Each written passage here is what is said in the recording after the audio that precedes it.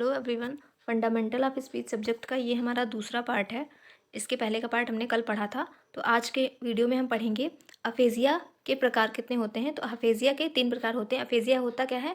यह एक भाषाई दोष होता है। तो पहला प्रकार है expressive aphasia.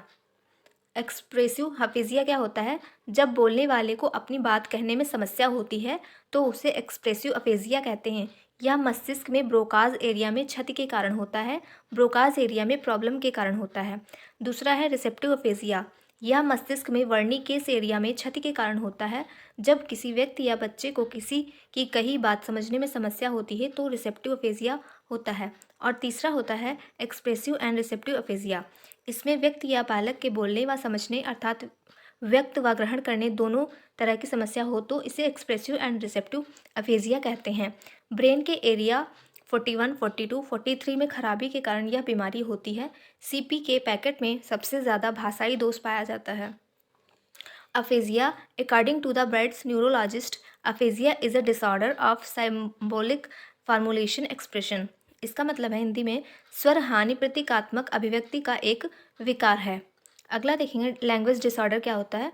Language disorder CP cerebral palsy, MR मानसिक मंदता, एचआई कम सुनने वाले अर्थात किसी भी प्रकार के लोगों में यह समस्या पाई जाती है। रिसेप्टिव अफेजिया रूप में बच्चा है तो समझने में समस्या है अर्थात शब्दकोश की कमी होती है और लैंग्वेज प्रॉब्लम हो जाती है। फ्लुएंसी डिसऑर्डर, रेट रीथेमेसिक डिसऑर्डर, प्रवाह दोष।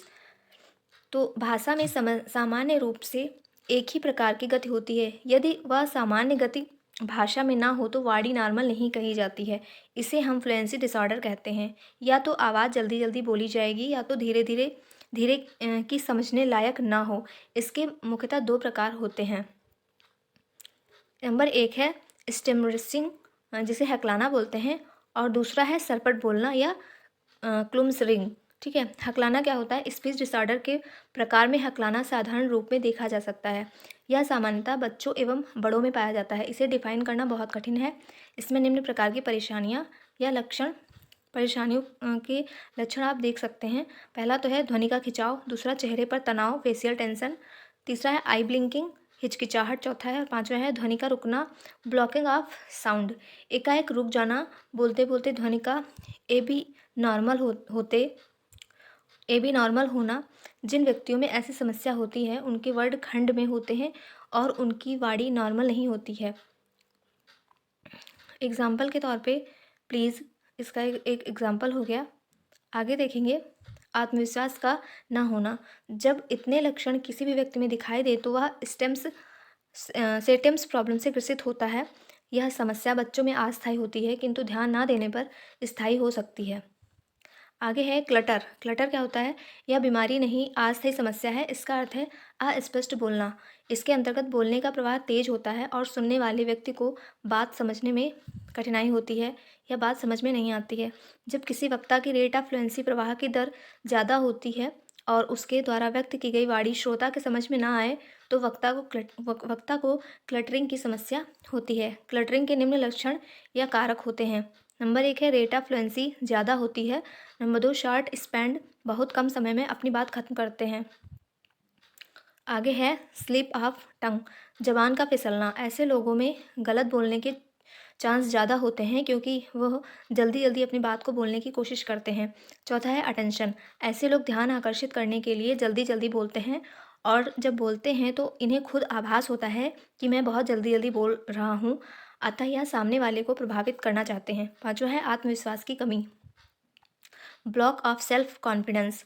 यह आदत से संबंधित समस्या है। यह कोई बीमारी नहीं है, इसे सुधारा जा सकता है। यदि ऐसी समस्या 1 से 5 वर्ष तक के बच्चे में है तो इसे सुधारा जा सकता है किंतु बड़ी उम्र के लोगों में इसे नहीं सुधारा जा सकता। इसके निम्न कारण होते हैं।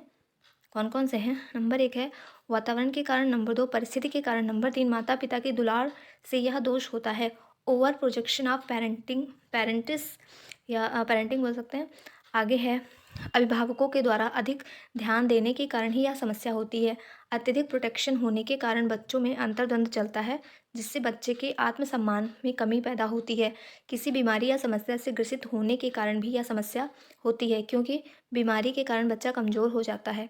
घर का वातावरण या बच्चे में समा डर जाने के कारण, परिस्थिति के कारण, अगर बच्चे में कोई डर आ गया है या फिर ऐसी कोई स्थिति है तो उसके में यह समस्या हो सकती है। अगला है वॉइस डिसऑर्डर। यह 2 प्रकार का होता है, हाइपरनेसेलिटी और हाइपोनेसेलिटी। इसमें 4 तत्व होते हैं। नंबर 1 है फ्रीक्वेंसी, जिसे आवृत्ति कहते हैं। 2 है इंटेंसिटी, जिसे तीव्रता कहते हैं। और तीसरा है पिच, जिसे तारत्व या स्वरमान कहते हैं। और चौथा है क्वालिटी या गुण। आवाज़ दोष वाणी दोष का एक ऐसा प्रकार है जिसमें पिच, इंटेंसिटी, फ्रीक्वेंसी व क्वालिटी, इन चारों में बदलाव आ जाता है तो आवाज़ दोष होता है। कोई भी व्यक्ति जब मूल रूप से हटकर बोलता है तो वॉइस डिसऑर्डर होता है। इसमें मेल फीमेल की आवाज़ निकालता है और फीमेल मेल की आवाज़ निकालती है। यह 2 प्रकार का होता है। नंबर 1 है हाइपरनेसल, इसे नेसैलिटी भी कहते हैं। इसमें जब वक्ता नेसल साउंड अर्थात म, न, ड साउंड के अलावा जो अन्य स्वर व व्यंजन हैं उन्हें भी नाक के सहारे बोलता है तो वह हाइपरनेसैलिटी कहलाता है। नंबर 2 है हाइपोनेसैलिटी, इसे डीनेसैलिटी भी कहते हैं। इसमें म, न, ड ध्वनि नेसल साउंड है और जब वक्ता नेसल साउंड को इस रूप में नहीं बोलता तो इस प्रकार के दोष हाइपोनेसैलिटी डिसऑर्डर कहते हैं। अगला है फैक्टर, वाणी दोष को प्रभावित करने वाले कारण, उच्चारण दोष को प्रभावित करने वाले कारक। बच्चों में उच्चारण दोष आने के निम्न कारण हो सकते हैं। नंबर 1 है उच्चारण दोष इस बात पर निर्भर करता है कि श्रवण दोष की शुरुआत कब हुई, भाषा पूर्व या भाषा विकास के बाद, जन्म के पूर्व या जन्म के बाद। इन स्थितियों का प्रभाव भी वाणी के विकास पर पड़ता है। नंबर 2 है वाणी जन्म से ही श्रवण दोष वाले व्यक्ति में भाषा का उच्चारण दोष ज़्यादा होता है। यदि जन्म के बाद उसमें दोष आता है तो उसे कुछ भाषा आ जाती है। नंबर 3 है उच्चारण दोष इस बात पर भी निर्भर करता है कि व्यक्ति का हेयरिंग लॉस किस डिग्री का है। नंबर 4 है उच्चारण दोष का पता इस बात से भी चलता है कि व्यक्ति हेयरिंग एड का प्रयोग करता है या नहीं, या कब से प्रयोग कर रहा है। तो बच्चे प्रारंभ से ही हेयरिंग एड का यूज़ करते हैं उनमें उच्चारण दोष कम होता है। जो बच्चे हेयरिंग एड का प्रयोग शुरुआत से करते हैं उनमें उच्चारण दोष कम होता है। नंबर 5 है आर्टिकुलेशन डिसऑर्डर, इस पर भी निर्भर करता है कि स्पीच टीचिंग वाणी प्रशिक्षण दी गई है या नहीं। जिस बच्चे को ज़्यादा स्पीच टीचिंग दी गई है तो उसे उच्चारण दोष कम होता है। नंबर 6 श्रवण परीक्षण का भी असर उच्चारण दोष पर पड़ता है। इसके द्वारा भी बच्चे के उच्चारण दोष को कम किया जा सकता है। प्रोफाउंड बच्चे को भी ऑडिटरी ट्रेनिंग के द्वारा स्पीच सिखाई जा सकती है। बच्चों के उच्चारण दोष को घर के लोगों एवं माता पिता के द्वारा भी सुधारा जा सकता है। यदि घर के लोग बच्चों से संकेत में बात करें तो बच्चा बोलने का प्रयास अवश्य करेगा और इस प्रकार भी उसकी वाणी स्पष्ट होगी। माता पिता शुरू से ही यदि बच्चे को बोलना सिखाएं तो इसके उच्चारण गलती को सुधारा जा सकता है। आज के लिए इतना ही। Thank you. कल की वीडियो में पढ़ेंगे stage of language development. Okay, thank you.